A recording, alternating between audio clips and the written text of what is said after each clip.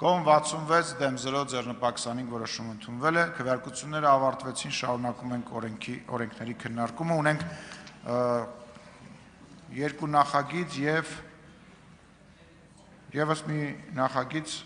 Հայաստան խմբակցության ներկայացրած։ Պարոն Ռուբինյան, համեցեք։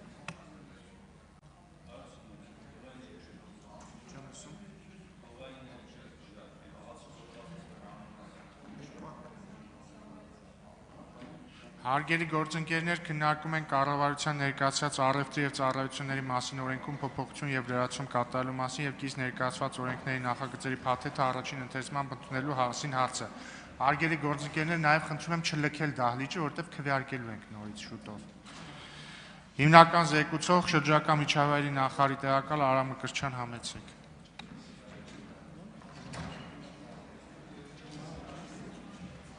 Լավ, վաղն ենք քվեարկելու։ Կարող եք լքել դահլիճը բոլորով։ Համեցեք, պարոն Մկրտչյան։ Ազգային ժողովի մեծարգո նախագահ, հարգելի պատգամավորներ, ձեր քննարկման եմ ներկայացնում առևտրի եւ ծառայությունների մասին եւ հարակից օրենքներում փոփոխություններ եւ լրացումներ կատարելու մասին նախագծերի փաթեթը։ Նշեմ, որ առաջարկվող փոփոխությունները նախատեսված են կառավարության ծրագրով, այն է որպես շրջակա միջավայրի ոլորտի առաջնահերթ ուղղություն ամրագրված է մեկ անգամյա պոլիէթիլենային արտադրանքի գործածության աստիճանական կրճատումը եւ արգելումը։ Նախագիծը համահունչ է նաեւ որոշակի պլաստիկ արտադրանքի շրջակա միջավայրի վրա ազդեցության նվազեցման մասին ԵՄ դիրեկտիվին։ Նախագծերի փաթեթով առաջարկում են 27 թվականի հունվարի 1-ից առևտրի օբյեկտներում, հանրային սննդի օբյեկտներում, առևտրի իրականացման վայրերում, շրջիկ առևտրի կետերում, տոնավաճառներում, ցուցահանդես վաճառքներում, ինչպես նաև բացօթյա առևտրի իրականացման դեպքում արգելել պոլիէթիլենային պարկերի եւ տոպրակների, պլաստիկից կամ փրփրապլաստից պատրաստված մեկանգամյա օգտագործման տարաների եւ սպասքի վաճառքը կամ առկայությունը։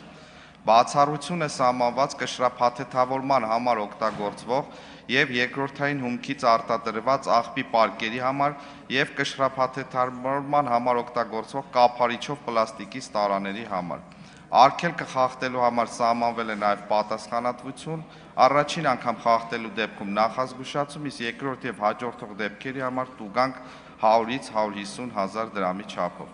Իրավախախտումների վերահսկողությունը վերապահվել է տեղական ինքնակառավարման մարմիններին եւ շուկայի վերահսկողության տեսչական մարմնին համատեղ։ Նախատեսվել է նաեւ դիտարկման ձևով վերահսկողություն։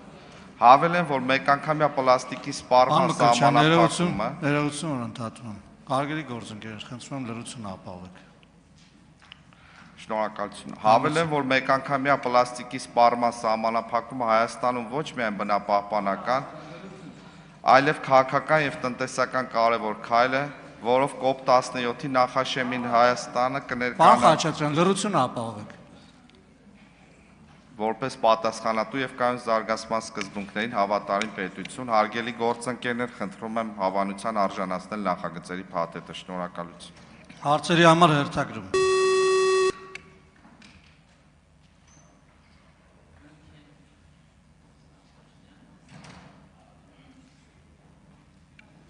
Գրանցվել է 5 պատգամավոր։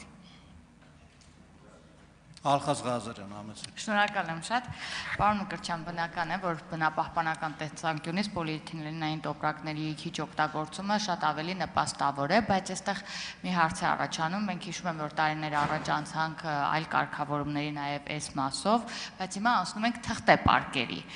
Այս դեպքում արժեքային տարբերություն օրինակ որևէ առևտրի կետում տարբերություն լինելու է, ինչքանով է թանկանալու կամ էժանանալու կամ ինչպես է կարգավորվելու։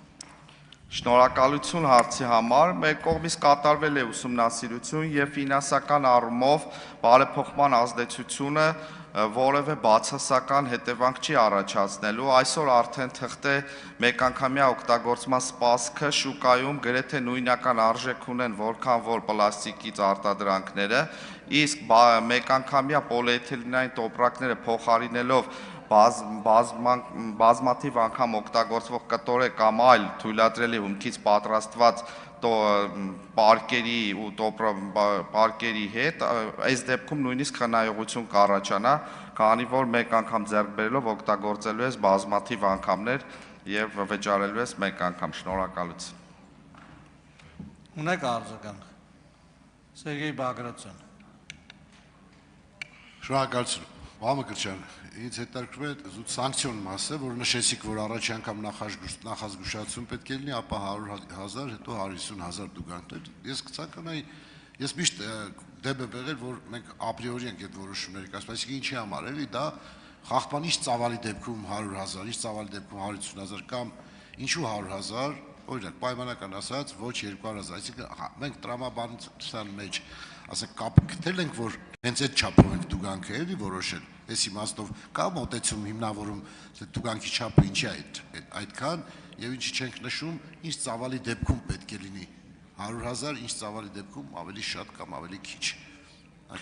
Շնորհակալություն, եթե դուք նկատեցիք, սանկցիան կառուցված է նվազից դեպի առավել խիստ, այսինքն հսկողություն իրականացնող մարմին հնարավորություն է տալիս կատարելու այդ ընտրությունը, առաջին անգամ տվյալ խախտումը հայտարարվելու դեպքում արվելու է նկատողություն եւ միայն կրկնակիությունից հետո արդեն դրամական տուգանքի տեսքով սանկցիան է կիրառվելու, իսկ 100 թե 150,000 կամ դրա միջակայքում որևէ գումար հենց կախված է լինելու խախտման ծավալներից։ Դրա համար էլ այդ միջակայքը տրվել է, որպեսզի որոշում կայացրի համապատասխան ծավալներից ելնելով։ Նշեմ նաև, որ չափի հետ կապված, ինչպես ասեցիք, ինչու 100 կամ ոչ 200, մենք 50 միկրոնի համար խախտումը պատասխանատվությունը սահմանված էր 30-ից 100,000 դրամ եւ հիմա որոշակի խստացման են գնում, որպեսզի ռեֆորմը ավելի, այսպես ասած, կարողանան կառավարել եւ լավ հսկողություն իրականացնել։ Շնորհակալություն։ Շնորհակալություն, արձագանք։ Արձագանքել եք, պարոն Զարուհի Բաթոյան։ Շնորհակալ եմ, պարոն Մկրտչյան, իմ տպավորությամբ մենք ընդհանրապես էկոլոգիական խնդիրներին լուծված քայլերը եւ որոշումները մի քիչ զգուշությամբ ենք անում եւ շատ ավելի դանդաղ։ Ես անձամբ կցանկանայի, որ մենք ավելի համարձակ այդ քայլերին գնայինք եւ իհարկե շատ ուրախ եմ ու ողջունում եմ այս նախագիծը, կարծում եմ, որ սպասված է ու նույնիսկ գուցե ուշացած։ Հարցս հետևյալն է. ինչու ենք անում բացառությունները, որոնք դուք նշեցիք, ինչով է պայմանավորված եւ արդյոք էլի այդպիսի մի մտավախությունների արդյունք չէ, որովհետեւ մենք հաճախ այդպիսի գուցե կարծրատիպեր ենք ունենում, վախենալով ենք դա իրականացնում, մտածելով, որ գուցե տնտեսական ոլորտում որոշակի խնդիրներ կառաջանան։ Այս մասով կուզեի հարցին պատասխանեք եւ օրենքը երբ է մտնում ուժի մեջ, այսինքն երբ անից է գործելու եւ այս մասով եթե լրացումներ ունեք, խնդրեմ։ Տիկին Բաթոյան, շնորհակալություն ձեր արձագանքի համար, բնապահպանական տեսանկյունից լրիվ ամբողջությամբ համակարծիք եմ ձեզ հետ, բայց մենք չենք կարող հաշվի չառնել նաև մեր տնտեսվարողներին, որոնց շահերը նույնպես պետք է պաշտպանենք, իսկ ինչու ենք որոշակի բացառություններ սահմանում, բացառություններ սահմանում ենք, որ առաջին հերթին ռեֆորմը չլինի շատ մեծ միջամտություն միանգամից չիրականացնենք եւ շուկան ինքը կարգավորի այդ հարաբերությունները եւ հասնենք այն կետին, որ այլևս կարողանանք նաեւ հաջորդական քայլեր անել եւ վերջնականապես ազատվել պլաստիկի որևէ տեսակի արտադրանքից։ Ինչ վերաբերում է ուժի մեջ մտնելուն, օրենք ուժի մեջ է մտնում 27 թվականի հունվարի 1-ից, այս ժամկետը նույնպես համաձայնեցված է կառավարության, մեր գործընկերների եւ ազգային ժողովի մասնագիտական հանձնաժողովի գործընկերների հետ միասին։ Արձագանք համեցեք։ Եվ ամենացավոտ հարցերից մեկը, պարոն Մկրտչյան, վերահսկողությունը, որովհետև մենք բոլոր ոլորտներում այս խնդիրը ունենք, հրաշալի օրենսդրական նախագծեր ենք ընդունում, բայց վերահսկողության մասով շատ հաճախ օբյեկտիվ նաև պատճառներով խնդիրներ են առաջանում։ Այս իմաստով ունենք արդյոք բավարար ռեսուրսներ, նշեցիք, որ տեղական ինքնակառավարման մարմինների վրա է, եթե չեմ սխալվում, դրված պատասխանատվությունը, կոնկրետ ովքեր են, ով է այն պատասխանատուն, այն աշխատակիցը, մարդը, ով պիտի դա իրականացնի, որպեսզի նաև պոտենցիալ խախտում